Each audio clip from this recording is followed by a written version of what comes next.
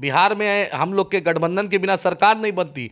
हम लोग को, इनको तेजस्वी यादव हो या नीतीश जी हो, हमारे पास आना पड़ता। और उस वक्त चलिए, अभी भी हम उपेंद्र जी को बोलते हैं कि काहे टाइम बर्बाद कर रहे हैं, हम उनके साथ हैं, आइए एमआईएम के साथ मिलकर हम लोग नया समीकरण बनाएंगे। लोगों ने छल किया, इन लोगों ने पीठ पे खंजर घोंपा है, राजद के लोगों ने। हमने राष्ट्रीय अध्यक्ष राजद के लालू जी से, तेजस्वी यादव जी से, हमारे पार्टी के प्रदेश अध्यक्ष अख्तरुल इमान साहब ने, हमारे पार्टी के जनरल सेक्रेटरी इंजीनियर आफ्ताब साहब और मैं खुद लालू जी के पास गया था। जिस शहनवाज साहब जो आज मंत्री बन के लाल बत्ती घूम रहे हैं, यही राजद, यही तेजस्वी यादव उनका टिकट काट दिए थे। घर में एंट्री बंद हो गई थी। और ये एमआईएम का सदका है, वहाँ की आवाम का एहसान है जो कि इनको टिकट देके एमएलए बना दिया। तो आज इन्होंने एमआईएम के साथ किया, ठीक है कि भाजपा के खिलाफ हमने साथ दिया, लेकिन तब भी इन्होंने हमारे साथ छल किया। इनकी हिम्मत नहीं थी मांझी जी की पार्टी को तोड़ने की, इनकी हिम्मत नहीं थी मुकेश सहनी जी की पार्टी को तोड़ने की, इनकी हिम्मत नहीं थी सीपीआई सीपीएम को तोड़ने की, माले की भाजपा को तोड़ने की। राजद में हिम्मत नहीं थी। मुसलमान और दलित को डिप्टी सीएम तेजस्वी यादव नहीं बना सकते थे? खाली हर कुछ इन्हीं के पास रहेगा? भाई बना सकते थे ना। एक मुसलमानों की 20% आबादी है, दलितों की इतनी बड़ी आबादी है, क्यों नहीं बनाए? मुसलमानों को, दलितों को बनाए। विधान परिषद में जो चेयरमैन होता है वो भी नहीं, वाइस चेयरमैन भी नहीं, यानी डिप्टी चेयरमैन भी नहीं, सब कुछ आप ही लीजिएगा। चल को कुछ नहीं दिया। आपके पिताजी भी चीफ मिनिस्टर रहे, आपकी माताजी भी चीफ मिनिस्टर रही, आप भी डिप्टी सीएम रहे, लेकिन आपने सीमांचल को कुछ नहीं दिया। नीतीश जी ने भी सिर्फ सीमांचल को लॉलीपॉप दिया है। नमस्कार, आप लाइव बिहार देख रहे हैं। मैं हूं राजमोहन तिवारी। 2024 लोकसभा की चुनाव की तैयारी अब लगभग सभी पार्टियां कर रही हैं। बिहार में जो अभी समीकरण सब देख ही रहे हैं किस प्रकार की राजनीतिक परिस्थितियां बन गई हैं। एक तरफ महागठबंधन जिसमें 7 दल, दूसरे तरफ बीजेपी। लेकिन इन सब के बीच एक बार फिर चर्चा एआईएमआईएम को लेकर भी काफ़ी ज़्यादा हो रही है। 2020 विधानसभा चुनाव में जिस प्रकार से इस पार्टी ने बिहार में अपना दमखम दिखाया, उसके बाद अब लोकसभा सीट पर भी इस पार्टी की नज़रें हैं। ऐसे में हमारे साथ बात करने के लिए अभी एआईएमआईएम के यूथ प्रेसिडेंट आदिल हसन जी हैं। सबसे पहले तो ये आप बताइए कि जो अभी बिहार की राजनीतिक परिस्थितियां दिख रही हैं, 5 में से आपके 4 विधायक तो चले गए, अब लोकसभा की तैयारियों को लेकर किस प्रकार काम हो रहा है? आपने देखा कि वाहिद, जब विधायक गए थे तो वाहिद हिंदुस्तान की पार्टी एमआईएम है जिसमें एक ब्लॉक अध्यक्ष इनके साथ नहीं गया, एक वार्ड अध्यक्ष इनके साथ नहीं गया। ये तो एमआईएम का रहमो करम था और सीमांचल की आवाम का एहसान था जो इनको विधायक बना दिया। रुकनुद्दीन साहब 22 से एमएलए बने, 5 चुनाव लगातार रुकनुद्दीन साहब उनके भाई चुनाव हारे, विधानसभा लोकसभा। ये एमआईएम का एहसान था जो उनको 2020 में विधानसभा भेज दिया। इजहार रस्फी साहब कोचाधामन से जिला परिषद और मुखिया चुनाव हारे, लेकिन अल्हम्दुलिल्लाह एमआईएम के चलते वहाँ की आवाम ने कोचाधामन से उनको एमएलए बना दिया। उसी तरह बहादुरगंज में अंजार नईमी साहब का पता कर लीजिए, जिला परिषद, वो जो नगर परिषद का चुनाव था वो हारे थे, उनके भाई साहब हारे थे, तब भी एमआईएम ने उनको पूरे बिहार में एकदम बहुत बम्पर वोट से वहाँ की आवाम बहादुरगंज की जिताया। जिस शहनवाज साहब जो आज मंत्री बन के लाल बत्ती घूम रहे हैं, यही राजद, यही तेजस्वी यादव उनका टिकट काट दिए थे। घर में एंट्री बंद हो गई थी। और ये एमआईएम का सदका है, वहाँ की आवाम का एहसान है जो कि इनको टिकट देके एमएलए बना दिया। तो आज इन्होंने एमआईएम के साथ किया, ठीक है। सीमांचल की आवाम का हम शुक्रगुजार हैं, चाहे कोचाधामन हो, चाहे बहादुरगंज हो, चाहे किशनगंज हो, चाहे अमोर हो, बायसी हो, डगरवा हो, पोठिया हो, टेरागाछ हो, छतरगाछ हो, चाहे कटिहार, पूर्णिया, नरिया, किशन, हर लोगों ने बैरिस्टर असदुद्दीन ओवैसी साहब को बहुत ही मोहब्बत दिया, शफकत दिया, वोट भी दिया। 5 साल में 6 एमएलए एमआईएम को दिया। ना मांझी जी की पार्टी को इतना एमएलए आया था, ना मुकेश सहनी जी को इतना एमएलए आया था, ना सीपीआई को आया था, ना सीपीएम को आया था। 4th लार्जेस्ट पार्टी हम थे, लोजपा से भी ज़्यादा हम थे। जो लोजपा, जो मांझी जी पूरे बिहार में एनडीए और यूपीए अलायंस पे लड़े थे, लेकिन एमआईएम अकेले लड़ी थी, जिसमें उपेंद्र कुशवाहा जी थे, बसपा था, इसमें वो थे राजभर साहब थे और राजेश कुशवाहा जी थे। यानी एक समूह बना था। देवेंद्र यादव साहब हमारे संयोजक थे। हमने मिलके 5 सीट जीती थी और एक जमा साहब जीते थे। आवाम की मोहब्बत बैरिस्टर साहब से, अख्तरुल इमान साहब की खिदमत देख रही है, इंशाल्लाह जरूर जीतेंगे। 2019 का लोकसभा चुनाव भी आपने एक सीट पर यहाँ पर लड़ा था जी। अच्छा खासा वोट मिला था, जीत नहीं पाए, लेकिन उसके अगले ही साल 2020 में जब आप लोगों ने जीडीएसएफ एक ग्रांड अलायंस बनाया, उपेंद्र कुशवाहा आपके पुराने सहयोगी आजकल राजनीति में काफी ज्यादा चर्चा में देख रहे हैं, उनको कैसे देखते हैं? हम तो अच्छा देखते हैं। हम तो उपेंद्र जी को उस वक्त भी बोले थे, अगर ये जो हमारा ग्रैंड अलायंस बना था, देवेंद्र यादव साहब उपेंद्र जी साहब के साथ पहले अगर अलायंस बनता 1 साल पहले, तो हम लोग के बिना सरकार नहीं बनती। बिहार में हम लोग के गठबंधन के बिना सरकार नहीं बनती। हम लोग को, इनको तेजस्वी यादव हो या नीतीश जी हो, हमारे पास आना पड़ता। और उस वक्त चलिए, अभी भी हम उपेंद्र जी को बोलते हैं कि काहे टाइम बर्बाद कर रहे हैं, हम उनके साथ हैं, आइए एमआईएम के साथ मिलकर हम लोग नया समीकरण बनाएंगे। अब बिहार में इंशाल्लाह चुनाव लड़ेंगे, आइए पूर्णिया से आप लड़िए। आप वहाँ का कुशवाहा वोट भी है, मुसलमान भी आपको वोट देगा, दलित भी देगा, पिछड़ा भी देगा। सीमांचल की आवाम बैरिस्टर साहब के साथ है, अख्तर उलिमान साहब के साथ, आपको हम जिता के भेजेंगे। काहे नीतीश जी क्या इतना टाइम बर्बाद कर रहे हैं? कभी भाजपा में जा रहे हैं, अपना क्रेडिबिलिटी खत्म कीजिएगा। राजद में भी आपको सम्मान नहीं मिला, भाजपा में भी आपने नरेंद्र मोदी से आपका तू मैं हुआ और वहाँ भी आप छोड़े। फिर नीतीश जी क्या गए, फिर से बोल रहे हैं आइए एमआईएम में, इंशाल्लाह हम लोग बिहार में एक नया चेहरा देंगे और फिर से हम लोग मजबूती से चुनाव लड़ेंगे। लोकसभा चुनाव अब ज्यादा दिन बचा नहीं है, सब पार्टी अब उसी पर काम कर रहा है। देख ही रहे हैं जेडीयू के अंदर कैसा खींचतान चल रहा है, आरजेडी अलग तैयारी में लगा हुआ है। ऐसे में एआईएमआईएम अब बिहार में आगे कितने सीटों पर लड़ने की तैयारी में? देखिए, अभी संगठन का काम चल रहा है, हम लोग मजबूती से इंशाल्लाह लोकसभा चुनाव लड़ेंगे, क्योंकि बैरिस्टर असदुद्दीन ओवैसी साहब ने ये बोल दिया है कि चुनाव हम खुल के लड़ेंगे। पहले हम सीमांचल तक महदूद थे, अब हम पूरे बिहार में आज़ादी से चुनाव लड़ेंगे, क्योंकि इन लोगों ने धोखा दिया, इन लोगों ने छल किया, इन लोगों ने पीठ पे खंजर घोंपा है, राजद के लोगों ने। हमने राष्ट्रीय अध्यक्ष राजद के लालू जी से, तेजस्वी यादव जी से, हमारे पार्टी के प्रदेश अध्यक्ष अख्तर उलिमान साहब ने, हमारे पार्टी के जनरल सेक्रेटरी इंजीनियर आफ्ताब साहब और मैं खुद लालू जी के पास गया था, तेजस्वी जी के पास गया था कि आप हमारे एमएलए को मत तोड़िए। क्योंकि बतला दे, 2020 में जब हम 5 एमएलए जीत कर आए थे, तो लालू जी ने 100 बार फोन किया था, तेजस्वी यादव जी ने 50 बार फोन किया था, मनोज झा जी ने 200 बार फोन किया था कि एमआईएम का गठबंधन में हम लोग का अनकंडीशनल, हम लोग को साथ दे दीजिए।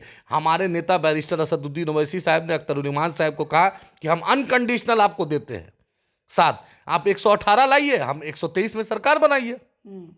लेकिन इन लोग ने, हमने स्पीकर में साथ दिया था राजद का।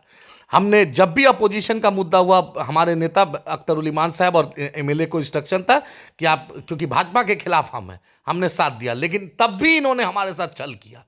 इनकी हिम्मत नहीं थी मांझी जी की पार्टी को तोड़ने की, इनकी हिम्मत नहीं थी मुकेश सहनी जी की पार्टी को तोड़ने की, इनकी हिम्मत नहीं थी सीपीआई सीपीएम को तोड़ने की, माले की भाजपा को तोड़ने की। राजद में हिम्मत नहीं थी। एक मुस्लिम की आदत खड़ी हो रही थी, एक सीमांचल में की आदत खड़ी हो रही थी, तो इन्होंने हमारे साथ नाइंसाफी किया। सीमांचल की आवाम जरूर इंशाल्लाह जवाब देगी, क्योंकि आपने सीमांचल को कुछ नहीं दिया। आपके पिताजी भी चीफ मिनिस्टर रहे, आपकी माताजी भी चीफ मिनिस्टर रही, आप भी डिप्टी सीएम रहे, लेकिन आपने सीमांचल को कुछ नहीं दिया। नीतीश जी ने भी सिर्फ सीमांचल को लॉलीपॉप दिया है। अलीगढ़ मुस्लिम यूनिवर्सिटी किशनगंज 12 साल से लटका हुआ है, जिसमें नीतीश जी कुछ नहीं कर पाए। क्या बिहार सरकार 100 करोड़ रुपया नहीं दे सकती अपने तरफ से वहाँ बिल्डिंग बनाने के लिए? वहाँ पर एनजीटी का लफड़ा हो गया है। तेजस्वी यादव अभी जाके मिलते हैं वाटर रिसोर्स मिनिस्टर से केंद्र का, कलकत्ता में। एक मुद्दा उन्होंने कि अलीगढ़ मुस्लिम यूनिवर्सिटी एनजीटी का मुद्दा उन्होंने नहीं उठाया। उसी एनजीटी के बेसिन पर, महानंदा बेसिन वाला जो मामला है, पुलिस लाइन बन रहा है, वहाँ पे एसपी क्वार्टर बन रहा है, डीएम क्वार्टर बन रहा है, लेकिन अलीगढ़ मुस्लिम यूनिवर्सिटी के नाम से इनको दिक्कत है, मुंह में बोली नहीं है। और फिर मुसलमानों का वोट का हकदार की बात करते हैं। बतलाएं ना क्या किए हैं मुसलमानों के लिए या सीमांचल के लिए। हम तो चुनाव इंशाल्लाह लड़ेंगे, क्योंकि आपने देखा है कि गोपालगंज में हमारी एंट्री आपने देखा, कुर्नी में भी हमारी एंट्री देखा है। हमारे यहाँ पहला दुश्मन भाजपा है और हमारे साथ नाइंसाफी होगी तो हम चुनाव लड़ेंगे। आपकी एंट्री तो हमने 2020 में भी देखी, 2023-22 के गोपालगंज में देखी, कुर्नी में देखी, लेकिन सवाल फिर वही उठता है कि आप जीत से ज़्यादा क्या हराने में इच्छा रखते हैं? आप बतलाइए। हम तो 5 सीट जो जीते थे सीमांचल से, 5 एनडीए अलायंस को हराए थे, 5 एनडीए को हराए थे। ये जो 18 सीट पे हम लड़े थे, 12 सीट पर जीती थी ये महागठबंधन जीता था। एक सीट भी हमारे चलते भाजपा नहीं जीती थी। ये प्रोपोगंडा करते हैं। डाटा पे बात कीजिए ना, इंपेरिकल डाटा, वोट पर ना बात होगी। भाई गोपालगंज में इनके मामू क्या कर रहे थे 2005 से? क्या वो भाजपा की सीट नहीं थी क्या? 2005 में साधु यादव एमपी थे गोपालगंज से, अपनी पत्नी को लड़ाए थे। 2010, 2015, 2020 लगातार इनके मामू हैं, अपने मामू, शादी में आना जाना, छट्टी में, मुंडन में आना जाना रहता है। अपने मामू पर हिम्मत नहीं थी। वो सिटिंग एमपी गोपालगंज से राजद के थे, हिम्मत नहीं थी बोलने की। बसपा को हिम्मत नहीं थी बोलने की। एमआईएम एक क़यादत की बात करती है, आप उसके साथ खंजर घोपिएगा। हमारा लीडर वहां पे असलम साहब मजबूती से चुनाव लड़ा। अब तो एक हल्ला नया बिहार में उभरा है रामचरितमानस के नाम पर कि हुआ है कि मुस्लिम वोटरों को एकजुट करेगी आरजेडी इसी के बहाने। भाई देखिए, हम सब धर्मों का ही सम्मान करते हैं, हम रामचरितमानस पर एक्सपर्ट नहीं है। वो जो एक्सपर्ट है वही बतला सकते हैं। ये बतलाएं, ये तो इनके पिताजी ने 1990 में भाजपा के 33 एमएलए के साथ इनके पिताजी लालू जी ने सरकार बनाया था 90 में। अडवाणी जी का रथ रोका था, वो जो ड्रामा के चलते तो इनको चीफ मिनिस्टर बनाया, इनकी अम्मा को चीफ मिनिस्टर बनाया, इनको डिप्टी सीएम बनाया, इनकी बहन को राज्यसभा भेजे, इनके एक भाई को स्वास्थ्य मंत्री बना दिए, एक मामा को राज्यसभा भेज दिए, दूसरे मामा को लोकसभा भेज दिए, चपरासी क्वार्टर से शीश महल में चले गए। आखिर तो सब कुछ यहाँ का 20% का मुसलमानों ने दिया इनको। लेकिन ये ना अनवारुल हक साहब के हुए, ना शहाबुद्दीन साहब के हुए, ना तस्लीम साहब के हुए, ना अब्दुल गफूर साहब के हुए, ये किसी के नहीं हुए। ये सिर्फ अपने हैं, सिर्फ और सिर्फ महत्वाकांक्षी हैं। कभी भाजपा से भी डील करते हैं, ये चर्चा आती है, इसमें तो कोई शक नहीं है। कभी भूपेंद्र यादव जी डील कराते हैं, कभी नित्यानंद राय जी डील कराते हैं, खुद उनके लोगों ने कहा है, ऐसा तो नहीं हम कह रहे हैं। तो बतलाए ना आरजेडी क्या है। आरजेडी बतलाए कि अभी जो उर्दू टीईटी का मामला है 8 साल से 10 साल से रुका हुआ है, दर दर की ठोकर खा रहा है, कुछ नहीं बोलेंगे तेजस्वी यादव। अजान पर तेजस्वी यादव ने क्या कमेंट किया था? तेजस्वी यादव बतलाए कि हिजाब पर क्या स्टैंड है उनका। तेजस्वी यादव बताए कि ट्रिपल तलाक पे आरजेडी का क्या स्टैंड था। इन लोग कहाँ थे? तेजस्वी यादव बतलाएं कि उर्दू एकेडमी खाली है, क्यों खाली है? तेजस्वी यादव बतलाएं कि उर्दू मशावरत बोर्ड क्यों खाली है? तेजस्वी यादव बतलाएं कि 70,000 से ऊपर उर्दू टीचर के खाली है पूरे बिहार में। प्राइमरी स्कूल से +2 तक स्कूल तक उर्दू टीचर रहता था। पहले उर्दू में किताब छपती थी, फिजिक्स केमिस्ट्री मैथ्स की, आज कुछ नहीं है। तेजस्वी यादव बतलाएं कि मदरसा बोर्ड का चेयरमैन कब बनेगा। तेजस्वी यादव बतलाएं कि सीमांचल को कब इंसाफ मिलेगा। तेजस्वी यादव बतलाएं कि हज कमेटी में कब बहाली होगी। तेजस्वी यादव बतलाएं कि वक्फ बोर्ड को कब राज्य का दर्जा मिलेगा, कॉन्स्टिट्यूशनल स्टेटस कब मिलेगा। तेजस्वी यादव बतलाएं कि कब मुसलमान DM, SP, SDO, BDO, CO बनेगा, सब इन्हीं के जात का बनेगा। तेजस्वी यादव बतलाएं कि स्पीकर भी इन्हीं के जात का। क्या एक दलित, जब डिप्टी सीएम 2 था भाजपा में, तो एक मुसलमान और दलित को डिप्टी सीएम तेजस्वी यादव नहीं बना सकते थे? खाली हर कुछ इन्हीं के पास रहेगा? भाई बना सकते थे ना। एक मुसलमानों की 20% आबादी है, दलितों की इतनी बड़ी आबादी है, क्यों नहीं बनाया? भाजपा ने 2 डिप्टी सीएम बनाया था। आंध्र प्रदेश में 5 डिप्टी सीएम है, तेलंगाना में डिप्टी सीएम था, महाराष्ट्र में चीफ डिप्टी सीएम, दिल्ली में डिप्टी सीएम, उत्तर प्रदेश में 2 डिप्टी सीएम। क्यों नहीं मुसलमानों को और दलितों को बनाया? विधान परिषद में स्पीकर जो चेयरमैन होता है वो भी नहीं, वाइस चेयरमैन भी नहीं, यानी डिप्टी चेयरमैन भी नहीं, सब कुछ आप ही लीजिएगा। मतलब जो मुसलमान, जो दलित, जो जय भीम और जय मीम की बात करते हैं, तो उसको हिस्सेदारी कब मिलेगी? इनको 12% इनकी आबादी, 13 मंत्रालय इनके पास, 20% मेरी आबादी, 5 मंत्रालय मेरे पास सिर्फ। इनके पास जो बजट है वो 50,000 करोड़ से ऊपर का बजट है। मेरे पास जो बजट है वो सिर्फ 5,000 करोड़ का बजट है। मेरे पास जो बजट है सिर्फ 5,000 करोड़ का बजट है। आप मेरे हिस्सेदारी नहीं दीजिएगा? आखिर मुसलमान जो बिहार का है, दलित किसके पास जाएगा? हम तो भाजपा को हराएंगे इंशाअल्लाह ताला। हमारी पहली प्राथमिकता है कि भाजपा, लेकिन हम अपनी क़यादत खड़ा करेंगे। हम उसी में जद्दोजहद कर रहे हैं। और आपको बतला दे, 5 एमएलए जीते थे, हम लोग को लगभग 6 लाख से ऊपर वोट आया था, वही किशनगंज पार्लियामेंट्री सेगमेंट में। पिछली बार आवाम ने 2019 में 3 लाख वोट दिया था, इस बार 6 लाख वोट दिया असेंबली में। इंशाअल्लाह इस बार 7 लाख वोट अल्लाह ने चाहा तो मिलेगा, क्योंकि कोरोना काल में सबसे ज़्यादा एमआईएम एक्टिव थी। बैरिस्टर असदुद्दीन ओवैसी साहब ने एम्बुलेंस चलवाया, वेंटिलेटर भेजा हैदराबाद से, उसके बाद वो फूड पैकेज भेजा, तो उसके बाद सीमांचल के एरिया तक ही रहना है, पूरा बिहार में? नहीं, अब तो हम सीमांचल के बाद आज़ादी मिल गई है। जब पीठ में इन्होंने खंजर घोपा, तो हम मिथिलांचल में जाकर देखिए एमआईएम कितना मजबूती से काम कर रही है। आप शाहाबाद में देखिए एमआईएम काम करिए, आप मगध में देखिए, चंपारण हमारी प्रायोरिटी रहेगी। तो फिर क्या 2024 माना जाए कि अकेले लड़ना है कि गठबंधन के साथ? ना नीतीश जी की हिम्मत है अकेले लड़ने की, ना भाजपा की औकात है अकेले लड़ने की, ना राजद की हिम्मत है, ना कांग्रेस की हिम्मत है, ना किसी की हिम्मत है। गठबंधन हमसे कोई करेगा और हमें सम्मान दीजिएगा। फिर से हम 2020 में भी बोले थे कि हमें अखिलेश यादव ने नहीं दिया सम्मान, आज रोड पर है अखिलेश यादव।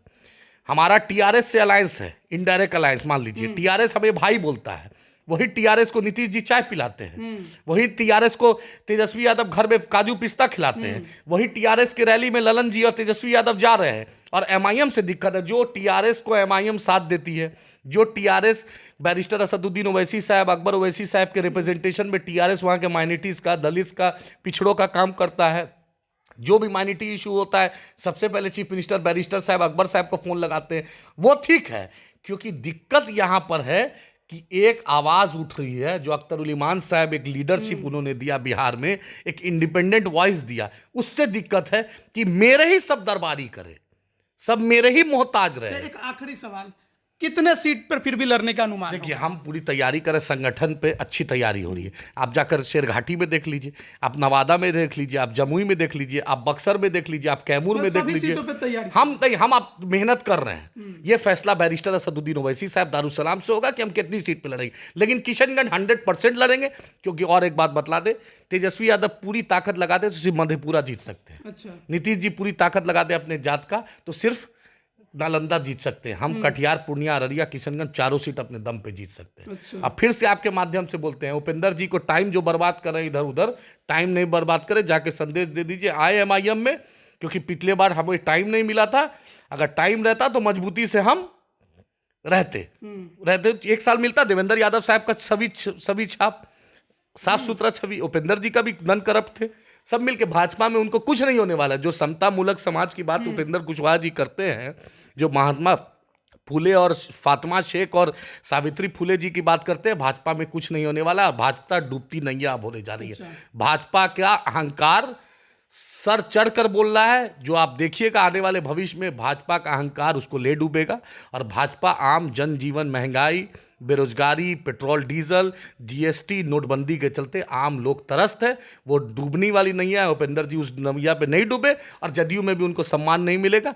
आए इंशाल्लाह हम लोग बेहतर बिहार बनाएंगे। बहुत बहुत धन्यवाद आपका हमारे साथ जुड़ने के लिए। तो देखिए, काफ़ी कुछ संगठन को लेकर जानकारी एआईएमआईएम की तरफ से मिली कि 2024 की तैयारी तो चली रही है, लेकिन फिलहाल संगठन पर ज़्यादा फोकस है और पूरे बिहार भर में फोकस है। सीमांचल में तो लड़ाई लड़ेंगे ही, लेकिन बिहार भी अब छोड़ेंगे नहीं। देखिए, 2019 और उसके बाद 2020 जिस प्रकार से गुजरा और एआईएमआईएम ने अपनी ताकत दिखाई, उसके बाद अब बिहार की राजनीति में इन्हें कोई इग्नोर नहीं करेगा, ये अब हर कोई मानता है। उपचुनावों में भी एआईएमआईएम की ताकत देख ली गई है। अब देखना होगा कि 24 की लड़ाई कैसे होती है। बने रहिए लाइव बिहार के साथ। आप सभी का बहुत बहुत धन्यवाद।